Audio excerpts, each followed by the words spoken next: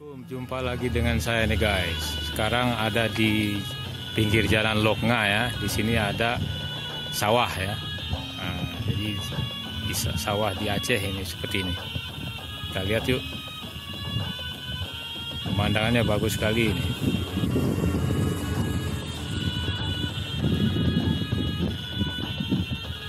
Jadi di sepanjang jalan Loknga di sini ada pemandangan alami ya, perkampungan, sawah ya.